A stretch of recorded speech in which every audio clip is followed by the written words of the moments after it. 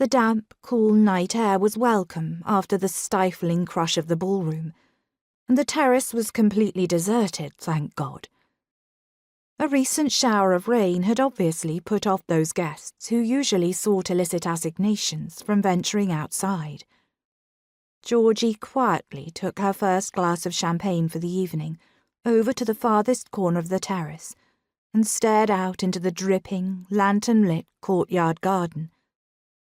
Her blue satin slippers would be ruined. She could already feel dampness creeping up through the soles, but she didn't care.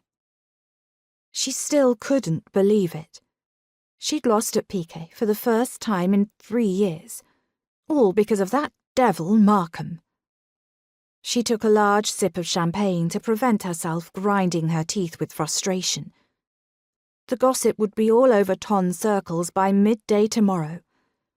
That the indomitable Duchess of Darby's famous composure had slipped.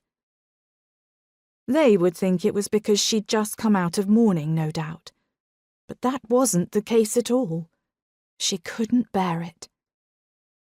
Now that Teddy was gone, her reputation as a ruthless card player was the only defence she still had against men like Markham, and now it was all but shattered, just as her heart had been shattered 10 years ago. She lifted the cool and slightly dewed champagne flute to her flushed cheek. Maybe she was coming down with something. That might explain her inability to keep count of the cards and her poor decision-making throughout the game. Yes, that must be it. Aside from feeling infuriated with herself and Markham, she also felt edgy, feverish. Her pulse was racing, as if the champagne she had just been sipping was fizzing through her veins. She was not herself at all. "Your Grace." Georgie turned her head, knowing before she saw him that it was Lord Markham. Damn the brazen devil back to hell. She supposed he had followed her out here to gloat.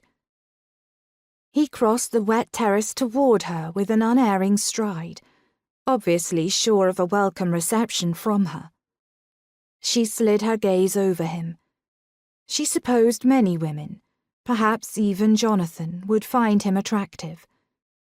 He had a lean, muscular build, and as he drew closer she was struck again by how tall he was. But so what if he was broader across the shoulder and more powerfully made than most other men of her acquaintance?